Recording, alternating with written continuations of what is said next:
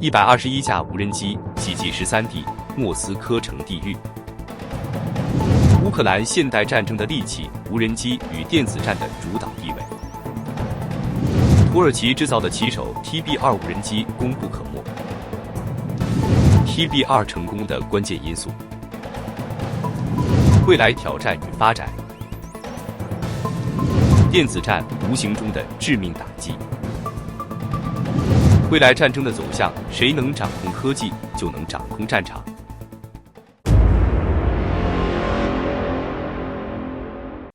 大家好，欢迎收看新冷战情室，请大家先为我们的节目点赞、留言，谢谢大家。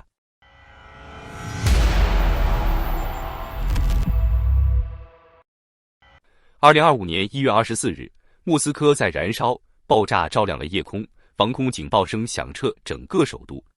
几十年来，俄罗斯人一直相信他们的家园是不可触碰的，有世界上最先进的防空系统保护。如今，这种幻想已经破灭，莫斯科变成地狱，战争已蔓延至俄罗斯街头。就在这个晚上，121架无人机深入俄罗斯领土，袭击了13个地区，攻击了军事基地、能源枢纽，甚至莫斯科。这是战争开始以来在俄罗斯领土上最大规模的无人机袭击。所有袭击都传达了同一个资讯：俄罗斯没有地方是安全的。俄罗斯官员试图淡化损失。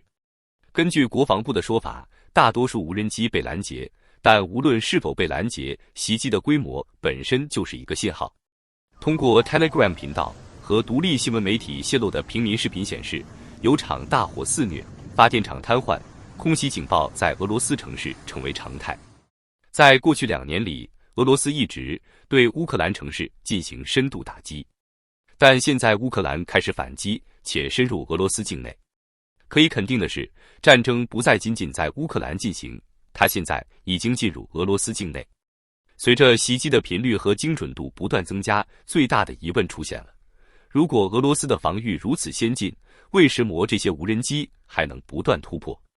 因为它拥有世界上最先进的空中防御网络之一。A135米导弹防御系统 S-500 普罗米修士和铠甲 S-1防空单位都会在威胁到达首都之前就能探测并摧毁它们。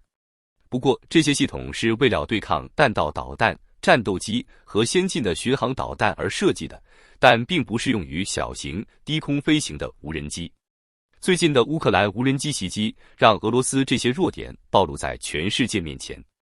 讽刺的是，俄罗斯花费数十亿美元开发高科技空中防御系统，但这些强大的武器却被便宜、缓慢移动的无人机所超越，其中许多无人机的生产成本仅为5000美元。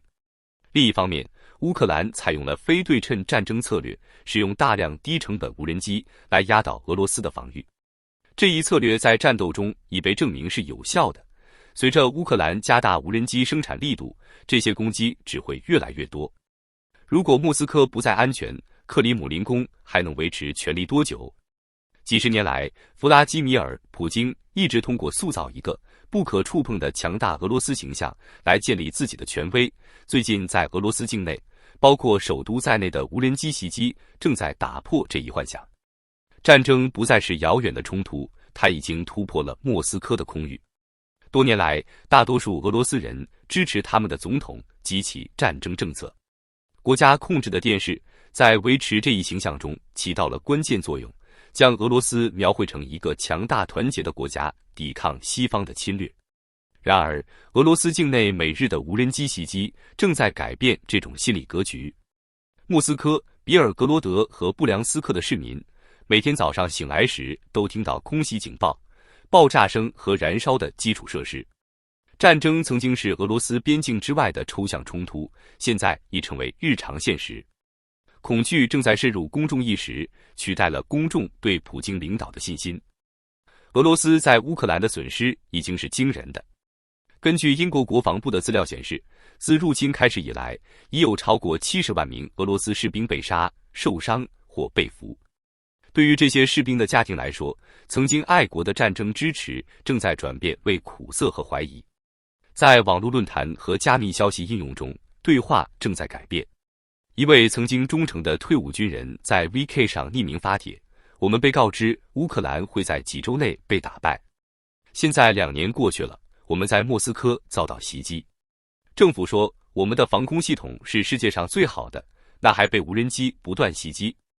我的父母仍然相信他们在电视上看到的，但我们这一代从社交媒体上获取新闻。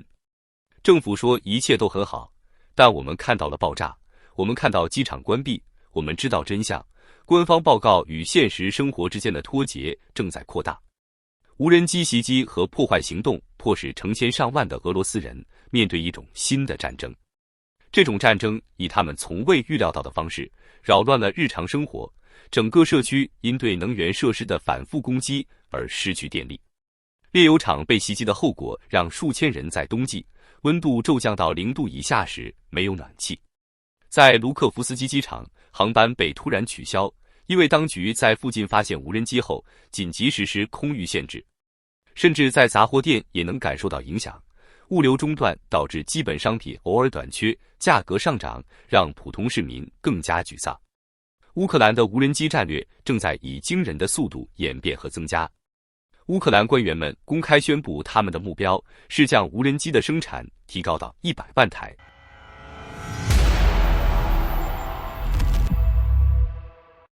是的，在硝烟弥漫的乌克兰战场上，一场看不见硝烟但杀伤力巨大的战争正悄然上演。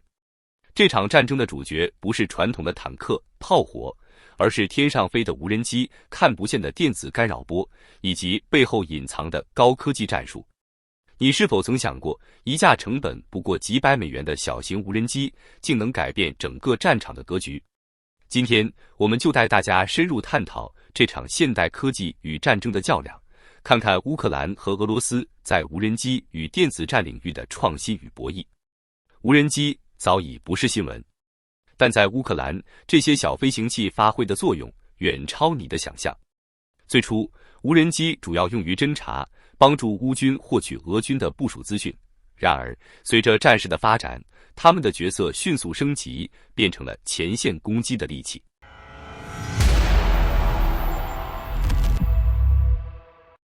说到俄乌战场上的无人机，土耳其制造的骑手 TB2 无人机成为翘楚。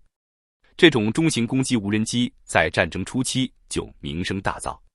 它不仅能进行长时间的空中侦察，还能携带精准制导炸弹，对俄军的重要目标发动打击。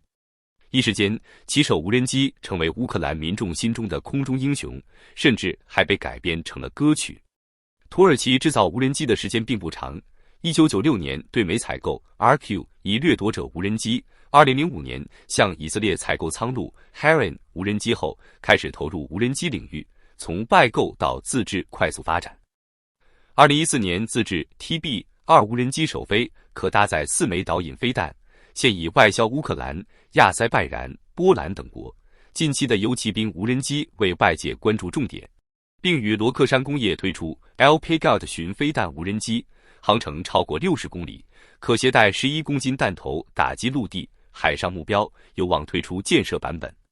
土耳其制造的骑手 TB2 无人机 Bayraktar TB2 已成为现代战场上最具影响力的武器之一，特别是在乌克兰战场上大放异彩。这款无人机不仅改变了传统战争的面貌，还在全球范围内掀起了无人机战术的革命。Bayraktar TB2 不仅具备侦察和监视功能，更可以挂载精确制导武器进行打击。它搭载的武器系统包括 MAM-L 和 MAM-C 精确制导炸弹，这些小型智慧炸弹为 TB2 提供了高精度打击能力，特别适合摧毁装甲车辆、火炮和指挥中心。先进光电系统搭载 Westcam MX 15D 光电红外感测器，能够昼夜提供高清图像和视频。TB2 的战场表现，乌克兰战场的明星武器。自2022年俄乌战争爆发以来， TB2 成为乌克兰军队的空中利剑。乌军利用 TB2 成功摧毁了大量俄军的坦克、防空系统和补给车队。在基辅保卫战中， TB2 的影像和打击战果被广泛传播，成为鼓舞士气的象征。基辅保卫战中的无人机突袭。在2022年俄军进攻基辅的印尼，乌克兰军队大量使用土耳其制造的 Bayraktar TB2 无人机，成功摧毁了多辆俄军坦克、装甲车和防空系统。这些无人机的精准打击很大程度上失去了俄军的攻势，使基辅得以成功救援。这一系列操作还被拍摄并广泛传播，成为乌克兰宣传战中的重要工具。黑海惨遭无人机袭击。2022年底，乌克兰使用海上无人机对俄罗斯黑海灾害发动攻击，特别是在克里米亚的塞斯托瓦波尔港。这些小型、高速的无人艇成功击中了俄军舰船，对俄海军造成损失，据俄方加强防御并重新部署轰炸，这直接影响了俄方在黑海的行动能力。赫尔松反攻中的无人机支援。在乌克兰对瑞典赫尔松地区发动反攻时，无人机在情报收集和打击中发挥了重要作用。乌军利用无人机监视俄军补给线，并利用火炮和多管火箭系统精准打击俄方指挥所和补给站，加速了赫尔松的解放进程。在俄乌战场上，无人机成为改变战局的重要武器，不仅提高了情报收集的效率，还直接参与打击敌方目标。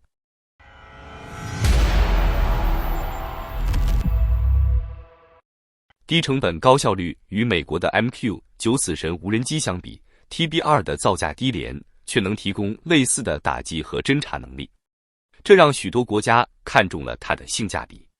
易于操作与部署 TB2 可以从简易跑道起飞，且操作相对简单，减少了对复杂后勤系统的依赖。战术灵活性。 TB2 既能执行独立的精确打击任务，也可作为多层次作战中的侦察和目标指引工具。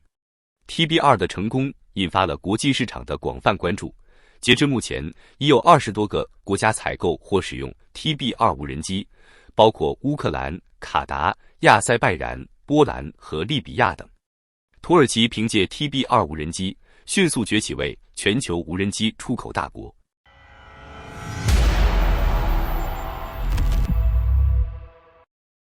尽管 TB2 表现出色，但随着战争的持续，其面临越来越多的挑战，特别是来自俄军的电子干扰和防空系统的威胁。为应对这些挑战， Baykar 公司已经推出了更先进的 Bayraktar Ikinci 无人机，拥有更强的作战能力和防护措施。Bayraktar TB2 不仅是一款技术先进的无人机，更是现代战争中非对称作战的典型代表。它以低成本、高效能的特点，成功改变了多个战场的局势，成为新时代科技战争的象征。自制无人机的崛起，乌克兰民间和军方合作，开发了大量成本低廉的自杀式无人机。这些廉价杀手可以穿越俄军防线，直接撞击坦克或指挥所，成本只有几百美元，却能摧毁价值100万的装备。这是否让你想起了以小博大的经典战术？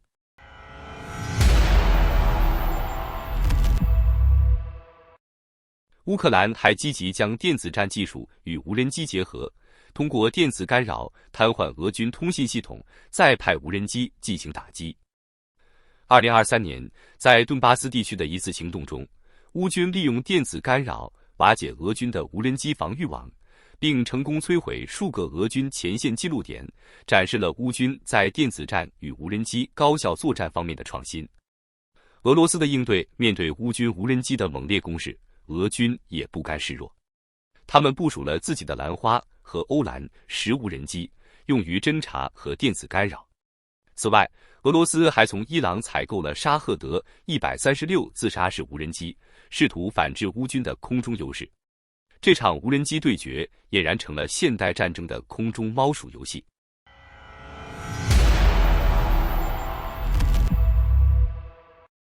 如果说无人机是现代战争的利剑，那电子战就是无形的盾牌与匕首。它不仅能保护己方部队免受无人机的威胁，还能干扰敌方的通信和导航系统，让对方陷入资讯黑洞。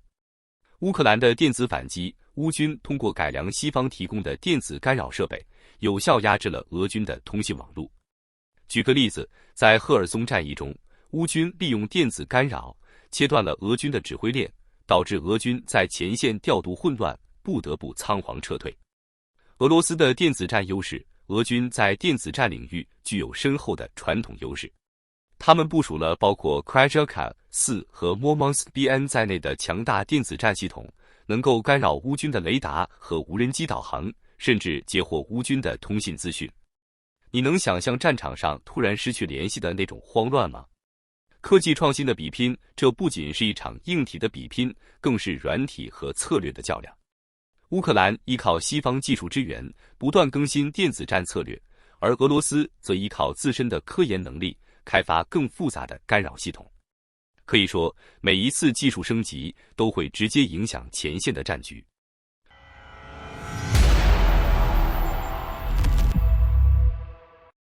乌克兰战场只是现代科技战争的缩影。无人机和电子战的广泛应用，预示着未来战争将更加依赖科技。